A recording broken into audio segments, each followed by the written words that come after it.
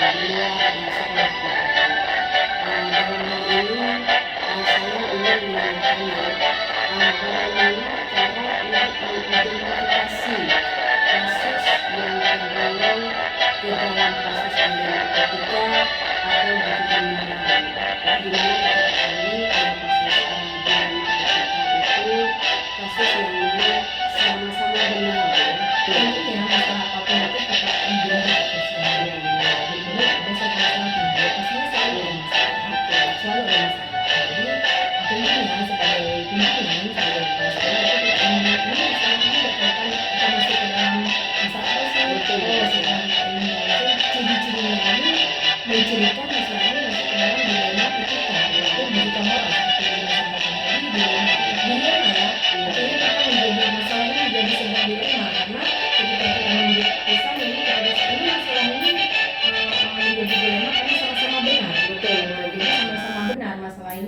semua benar. Jadi kita menjadi dilema bagaimana dengan saya biasanya akan mengujak semua pihak. Jadi karena kita ini sebuah organisasi sekolah itu sebuah organisasi yang ruang lingkupnya besar, kita tidak bisa mengambil keputusan sendiri. Pastinya kita libatkan semua pihak di sini tentunya. Jadi saya identifikasi dulu masalahnya Bu Yuna. Oh ini mencirikan ini, oh berarti ini masuk ke masalah dilema etika atau ke bujukan moral seperti itu. Jadi kita lihat ciri-ciri masalahnya dulu sepertinya. Sangat luar biasa Bu. Berarti Ibu memang mengajak teman-teman nanti mengidentifikasi, melihat kasusnya, latar belakang kasus tersebut ya, sehingga Ibu dapat memutuskan bahwa ini adalah dilema etika ya. Baik Bu. Terima kasih Bu. Untuk pertanyaan yang selanjutnya Bu, bisa Ibu ceritakan secara detail kasus yang pernah Ibu alami, bagaimana ceritanya kasus tersebut Bu? Contoh kasus yang terjadi di sekolah kita yang berkaitan dengan dilema etika. Tentunya banyak sekali Bu Yuna ya, banyak sekali. Misalkan ada seorang siswa di sekolah, anak ini merupakan siswa yang berprestasi, tapi dia dari keluarga kurang mampu. Dan kita tahu bahwa di sekolah baik di tingkat sekolah menengah ataupun tingkatan sekolah lainnya itu kita kadang-kadang dengan komite dan seluruh warga sekolah membuat keputusan misalkan dana tambahan yang dikelola. Kadang-kadang Juknisbos itu ada keperluan dana di sekolah tidak ada dalam Juknisbos, kita pakai yang kita sebut dengan dana komite. Nah, jadi secara aturan tata tertib di sekolah dan siswa juga dan seluruh warga sekolah tahu bahwasanya ketika ada ujian akhir yang biasanya tuh yang harus menyelesaikan tugas tanggung jawab siswa ini iuran itu biasanya 6 bulan sekali itu ya, yang ujian 6 bulan sekali itu. Jadi secara tertulis anak sudah tahu bahwasanya setelah menyelesaikan semua administrasi sekolah mereka baru bisa untuk mengikuti ujian. Nah, si A ini, anak ini kita sebut inisial saja, dia tidak menyelesaikan komite karena memang mungkin saat itu dia tidak punya dana, akhirnya dia tidak bisa mengikuti ujian. Akhirnya mungkin dengan tidak bisa mengikuti ujian, kan tidak, artinya dia tidak akan naik kelas misalkan seperti itu. Nah, ini menjadi sebuah dilema baik kepada mungkin menjadi dilema misalnya kepada wali kelasnya dan sebagainya. Akhirnya menjadi dilaporkan kepada kepala sekolah bagaimana cara kita mengambil keputusan ini supaya anak ini naik kelas seperti itu atau dia bisa ujian seperti itu. Nah, saya sebagai kepala sekolah ini nggak langsung kan setelah misalkan wali kelasnya ini menceritakan kronologis kejadian langsung saya buat keputusan gini nggak bisa. Jadi sebagai, apalagi ini kan kita wadah sekolah, organisasi lain beda dengan organisasi lainnya. Kita di sini berlandaskan selalu dengan musyawarah untuk mengambil keputusan. Jadi baik Bu, terima kasih. Mungkin kasus Ibu yang dilema tadi, yang mengalami dilema itu yang pertama adalah wali kelas begitu Bu ya, karena siswanya terdapat mungkin siswa kurang mampu yang tidak bisa melunasi iuran yang memang yang pekerjaan itu memang yang harus diselesaikan oleh kepala sekolah juga. Kepala sekolah juga. Baik Bu, jadi yang menjadi pertanyaan saya lagi, karena kalau kita lihat tadi memang Bu sekilas sudah menceritakan bagaimana pengambilan keputusan secara baik. Bisa Ibu ceritakan kembali bagaimana cara Ibu mengambil keputusan terhadap kasus tersebut? Mungkin ini jawaban saya terulang, masuk ke dalam penjelasan tadi Bu Yuna. Artinya mungkin Bu Yuna juga ikut mungkin di dalam kegiatan itu di sekolah kita selama saya memimpin di sini. Ketika ada kasus apapun, baik dia akan masuk ke dalam kasus dilema etika ataupun yang lainnya, kita selalu duduk mufakat musyawarah. Artinya saya sebagai kepala sekolah ini walaupun top leader di sini, saya bukan top woman. Artinya saya tidak mungkin mampu sendiri, tidak mungkin mampu menyelesaikan masalah sendiri di sini. Walaupun pada akhirnya setelah musyawarah dan mufakat keputusan saya ambil seperti itu. Nah, Bu Yuna, langkah-langkahnya biasanya saya identifikasi masalahnya udah tahu apa, saya panggil pertama sekali memang biasanya saya panggil wakil kesiswaan, kemudian saya undang juga guru BK, wali kelasnya yang sangat tahu paham tentang si siswa ini, dan juga biasanya jika memang perlu juga kita panggil komite Bu Yuna seperti itu. Memang luar biasa keputusan Ibu di sini. Mungkin jarang-jarang saya melihat ada kepala sekolah yang melibatkan komite. Alhamdulillah memang Ibu sudah mengambil keputusan yang sangat bijak mungkin di sini Bu ya. Baik Bu. Jadi dalam mengambil keputusan tersebut yang Ibu lakukan, ataupun bisa Ibu ceritakan prosedur ataupun langkah apa yang Ibu lakukan selama ini dalam mengambil keputusan tadi. Walaupun memang sekilas Ibu sudah menceritakan berkolaborasi dengan guru-guru, bisa Ibu ceritakan langkah-langkahnya Bu? Mungkin seperti ini Bu Yuna ya. Mungkin insya Allah saya doakan juga suatu saat Bu Yuna menjadi kader, ingin menjadi pengganti saya kelak, akan menjadi seorang kepala sekolah insya Allah ya. Semoga Allah kabulkan. Jadi mungkin Bu Yuna, kita sebagai kepala sekolah ini sudah dibekali ya, sudah dibekali untuk menjadi kepala sekolah. Jadi mungkin sudah berproses seperti itu.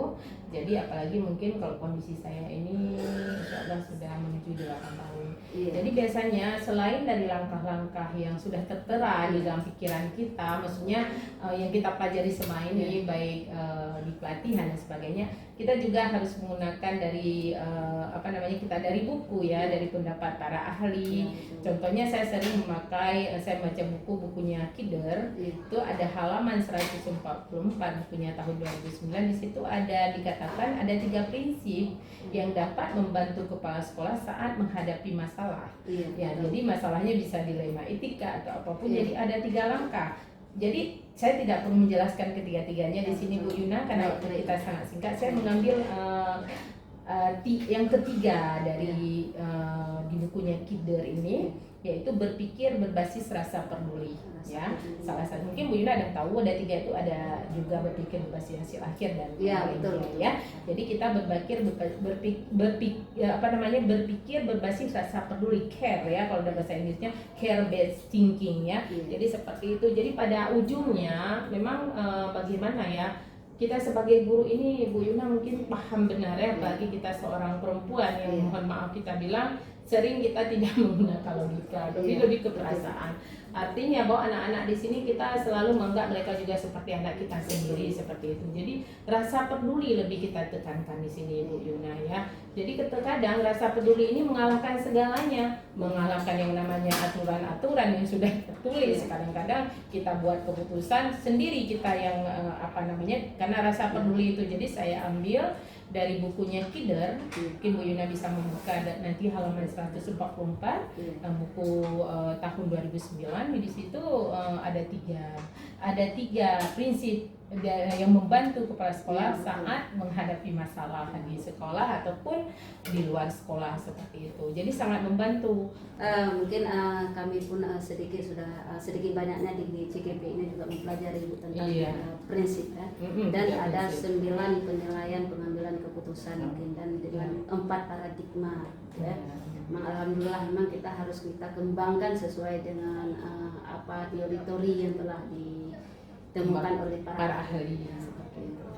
Alhamdulillah Bu, memang sangat luar biasa keputusan Ibu, Pak. Namun di sini ketika kita mengambil keputusan tentunya pasti ada tantangan yang kita hadapi, Bu ya. Kira-kira tantangan apa yang Ibu hadapi ketika Ibu menyelesaikan kasus tersebut?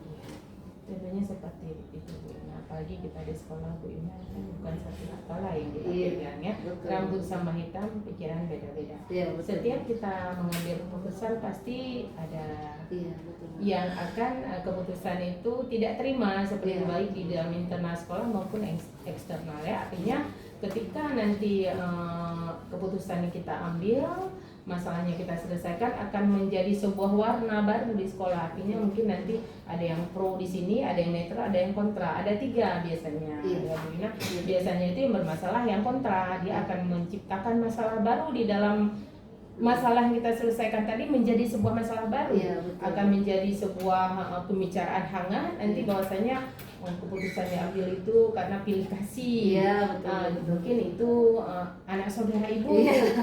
mungkin itu saudara guru di Iya, sini, betul. atau mungkin dia anak si pejabat apa, anak orang yang berpengaruh, seperti itu. Pastinya ada itu Bu Ina, selalu itu menjadi sebuah tantangan yang memang harus kita hadapi.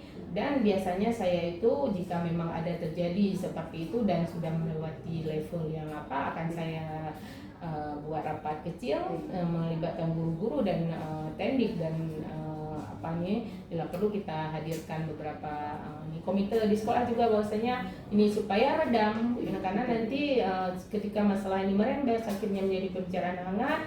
Iya. Akan didengar oleh dinas bahwasanya berarti ada masalah besar. Karena sekarang Bu Yuna dengan kondisi sosial media, media yang canggih seperti ini bisa hoax, menjadi berita hoax yang akan mencemarkan nama baik sekolah. Berarti di situ kita memang mengklarifikasi kembali. Klarifikasi itu bahwasanya masalah itu dia seperti itu loh, nggak sebesar itu loh masalahnya, dan mungkin anak ini bukan seperti yang didengar loh, bahwasanya kita di sekolah ini semua anak itu sama. Jadi kita membuat keputusan, apabila nanti terjadi ke si anak B juga akan buat keputusan yang sama dengan berbasis rasa peduli tadi, yang pendapat si Kider tadi, seperti itu. Baik Bu, terima kasih Bu. Di sini juga kalau kita lihat dalam menangani kasus-kasus tersebut, apakah Ibu ada jadwal khusus ataupun memang langsung Ibu selesaikan kasus yang tadi pada saat kejadian?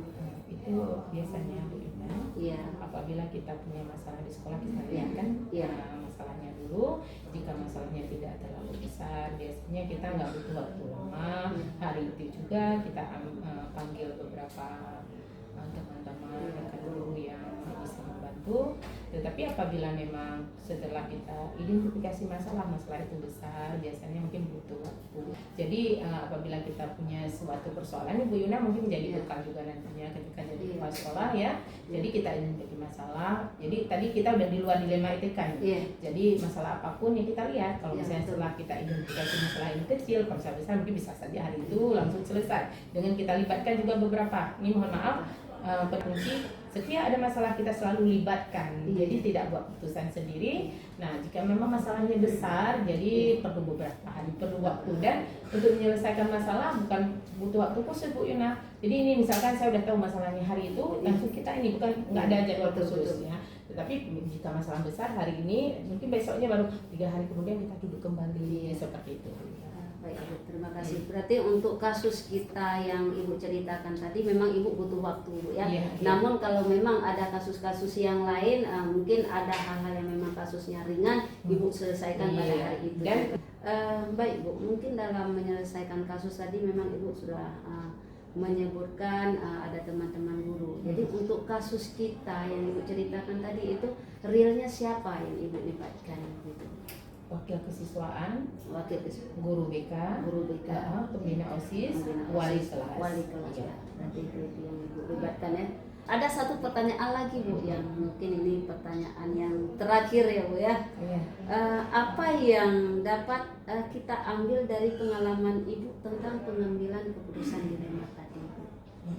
Jadi mungkin dirinya sebagai CDP di sini ya kan. Artinya memang wawancara ini bukan untuk mengetes kemampuan kepala sekolah, lebih ke arah mungkin kita di sini bertukar pikiran ya. Tadi apa pertanyaan Bu Yuna? Apa yang dapat kita ambil? Jadi artinya bahwasannya nantinya jika masalah itu besar ya, jadi setelah kita libatkan komite, kita ambil keputusan. Jadi intinya yang perlu Yuna ingat bahwasannya nantinya setiap ada masalah libatkan rekan-rekan yang lain yang memang di bidangnya untuk kita ambil keputusan akhir seperti itu. Baik Bu, terima kasih banyak. Mungkin Bu, satu pengalaman juga bagi saya dan satu pesan ataupun kesan yang saya ambil hari ini adalah pengalaman Ibu itu ketika memutuskan suatu permasalahan ataupun suatu kasus di sekolah, Ibu selalu berkolaborasi dan melibatkan semua warga sekolah. Bu ya, mungkin terima kasih, hanya itu mungkin yang dapat kita wawancarai pada hari ini Bu. Mohon maaf jika ada pertanyaan-pertanyaan saya yang kurang berkenan di hati Ibu. Saya akhiri. Assalamualaikum warahmatullahi wabarakatuh.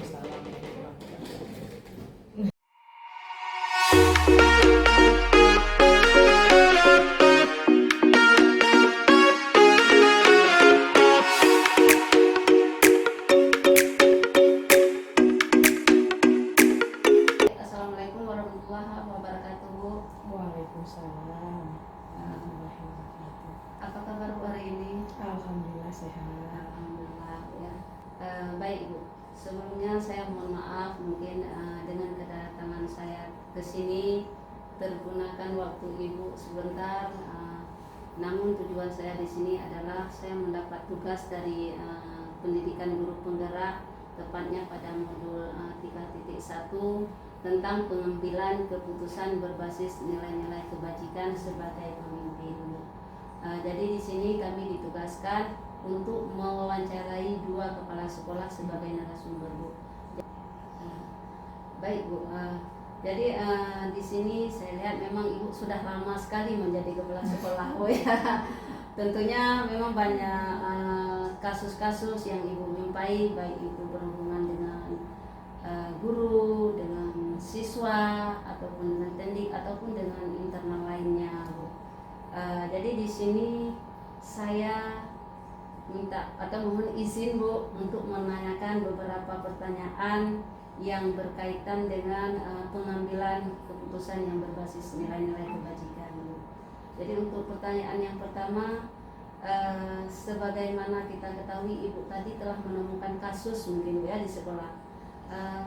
Bagaimana cara Ibu mengidentifikasi kasus tersebut tergolong ke dalam kasus dilema etika atau bujukan moral?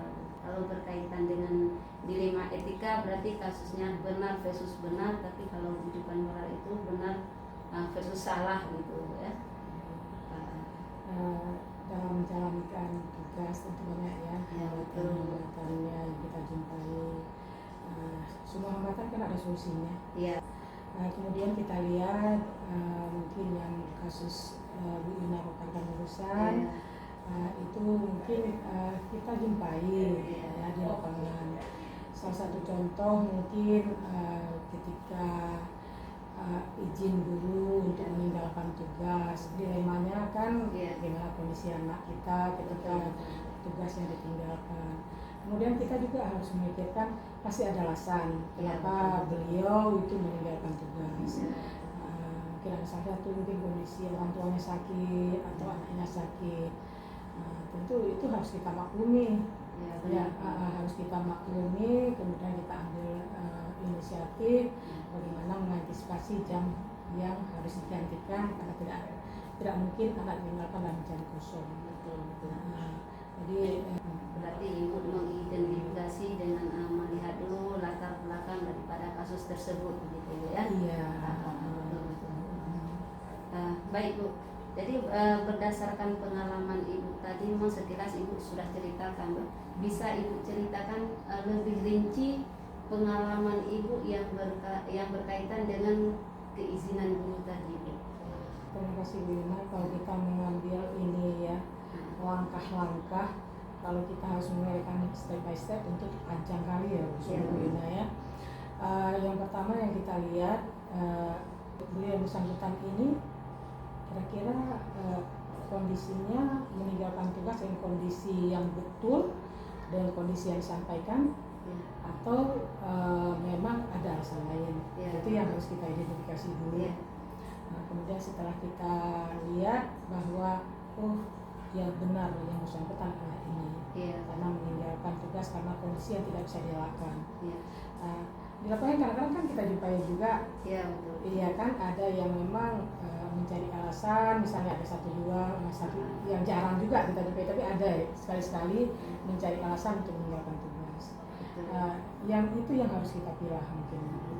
Kalau yang kondisi alasan misalnya karena alasan yang masih bisa diterima karena tidak bisa dilakukan, memang kondisi izin yang harus kita berikan karena yang bersangkutan tidak bisa meninggalkan atau istilahnya memang harus meninggalkan tugas.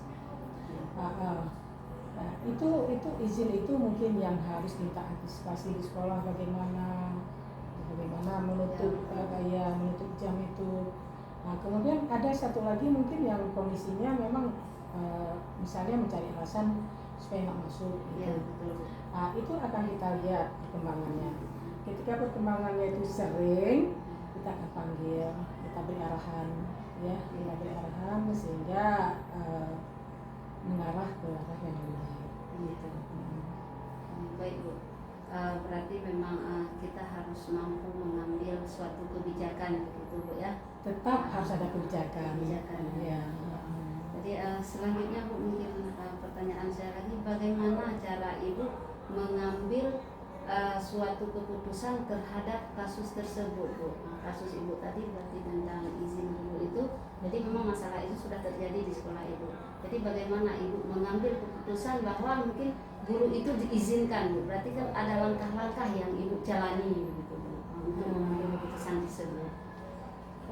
Baik Bu Yuna, jadi kalau kita lihat ya, kita lihat kasus per kasus, kita tahu sebenarnya ini kasusnya ini betul-betul memang sifatnya betul-betul istilahnya memang butuh saya butuh izin, betul-betul butuh izin.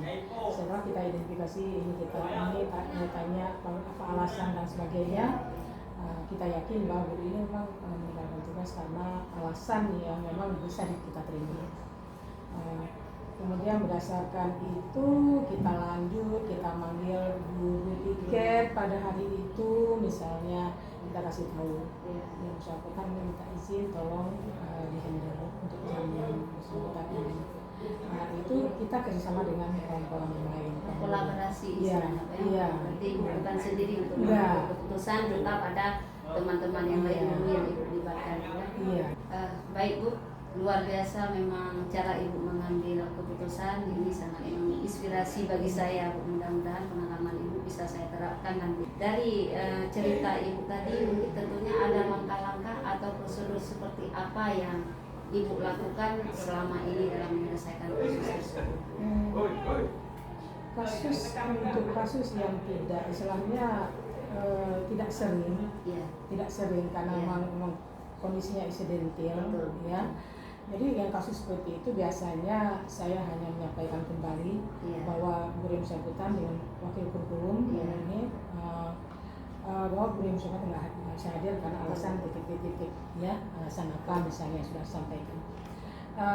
Kemudian wakil kurikulum nanti mengkondisikan lagi dengan tiket, ya, tiket. Jadi istilahnya kita mengambil sikap terhadap izin yang guru itu minta untuk kita kolaborasi bersama, ya. Kemudian kita ambil sikap apakah anak akan digantikan di guru yang lain atau memang dikasih tugas yang lain untuk jam kosong tersebut. Berarti di situ juga Ibu akan melibatkan mungkin guru yang lain untuk menggantikan sementara karena Ibu tadi berhalangan, ya. Iya. Itu salah satu langkah. Berarti langkah yang paling efektif menurut Ibu itu langkah yang bagaimana? Ya, dari kasus yang tadi Ibu sebutkan. Langkah yang paling efektif kalau kita lihat selama ini itu menggantikan guru yang lain. Iya, menggantikan sementara apakah itu tiket yang masuk atau yang lain, sehingga jam kosong itu bisa teratasi, ya. Kemudian ada juga solusi yang kedua, kita bawa anak pustaka seperti cerita tadi yang pertama. Kemudian anak itu membaca dan diberi tugas sesuai dengan, biasanya guru kan kalau menjalankan tugas suka ada tugas yang dititip. Jadi tugas itu kita sampaikan ke anak-anak, kita suruh mereka cari literasi di pustaka, menyelesaikan tugas yang mereka dulu itu. Bisa jadi solusi juga seperti itu, atau guru yang lain mendampingi anak yang tugas itu. Berarti yang paling efektif adalah digantikan oleh guru yang lain, itu yang sangat efektif. Mungkin bisa saja nanti guru rekan sejawat yang satu jurusan, ya. Berarti itu langkah yang paling efektif. Namun di sini ketika kita menerapkan langkah-langkah tersebut, tentunya ada tantangan yang Ibu hadapi mungkin. Tidak semua mulus, ya. Ketika kita menerapkan peraturan pasti ada tantangannya, ya. Kira-kira tantangan apa yang Ibu alami saat Ibu mengambil keputusan pada kasus-kasus dilema etika tersebut?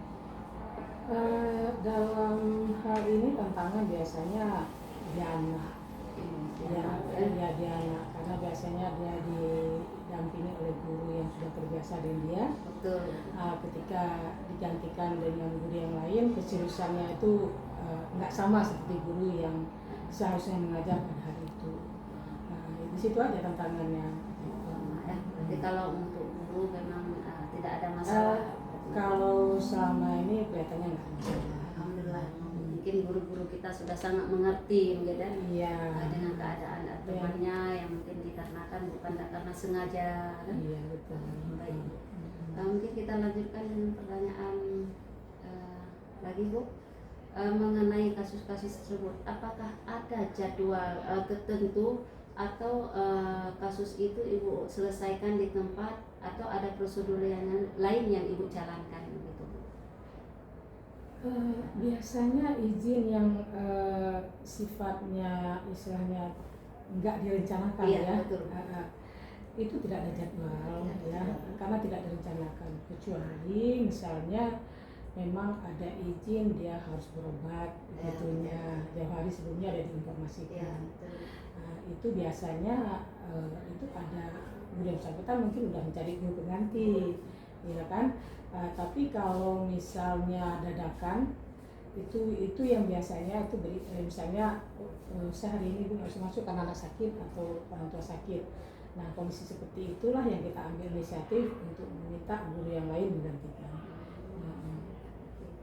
Ya, sangat baik, memang luar biasa dalam menyelesaikan kasus-kasus tersebut. Ya. Jadi di sini apakah dalam menyelesaikan kasus tersebut adakah orang atau faktor tertentu yang membantu Ibu dalam mengambil keputusan pada kasus-kasus dilema etika tertentu? Tentu nggak mungkin ibu sendiri yang mengambil keputusan itu. Iya betul. Biasanya kita diskusi bersama kawan, ini yang terutama ada di kurikulumnya, karena di kurikulum itulah itu istilahnya ujung tombaknya pembelajaran di sekolah. Jadi kita diskusi dengan wakil kurikulum, ini bagaimana Bu solusinya kalau ini yang bersangkutan ini, nanti akan muncul ide-ide dari wakil kurikulum. Kemudian kita lanjutkan untuk kita kita ambil tindakan di lapangan. Betul. Berarti di sini ibu yang sangat berperan untuk membantu ibu adalah wakil kurikulum begitu Bu, ya. Luar biasa. Mudah-mudahan kerjasama ini terus berjalan, itu yang kita harapkan Bu, ya. Kita satu pertanyaan lagi Bu, yang merupakan pertanyaan yang terakhir Bu, ya. Dari semua pengalaman yang ibu ceritakan tadi, pembelajaran apa yang dapat kita ambil dari pengalaman ibu tentang pengambilan keputusan dilema etika tadi? Jadi sebenarnya kalau kita pengalaman, berbicara pengalaman, pengalaman yang menyangkut dilema etika tadi, dilema etika tadi. Istilahnya tidak ada satu orang pun kita menginginkan kejadian yang tidak terduga. Iya betul. Saya pernah menyampaikan dengan kawan-kawan, tidak ada niat kita, mungkin tidak ada kita menginginkan anak kita sakit atau orang tua kita sakit. Kita menginginkan semuanya sehat. Pada kondisi tidak bisa meninggalkan anak atau orang tua atau harus mendampingi orang tua atau anak yang sakit, itu mau tak mau kita harus ada kebijakan di situ. Ya harus ada kebijakan. Atau yang bersangkutan bisa aja yang bersangkutan sakit, misalnya kan. Jadi itu yang harus kita ambil kebijakan. Kita cari solusi bagaimana mengatasi hal yang tersebut itu. Kalau yang itu mungkin nggak jadi masalah buat kita, atau itu memang alasan yang masih masuk akal. Kadang-kadang yang kita menjadi tantangan ketika ada guru yang istilahnya izin di kondisi yang tidak seperti kita bicarakan tadi. Itu juga kita akan melihat perkembangannya bagaimana, apakah sekali aja mungkin. Tapi kalau berulang kali atau sering, itu akan kita lakukan pembinaan, ya. Jadi kita lakukan pembinaan secara persuasif. Misalnya karena ternyata kita dialog, ya, diskusi kenapa kenapa alasannya seperti itu. Biasanya pasti ada alasannya, ya, ada alasan ini. Jadi kita cari solusi bersama, ya, sehingga izin yang tidak seharusnya itu tidak terjadi lagi. Terima kasih Bu atas kesempatan. Mohon maaf juga jika ada kesalahan dalam saya berbicara. Ya, maklumlah Bu, ini kali pertama. Saya selaku JDP Assalamualaikum warahmatullahi wabarakatuh. Waalaikumsalam warahmatullahi wabarakatuh.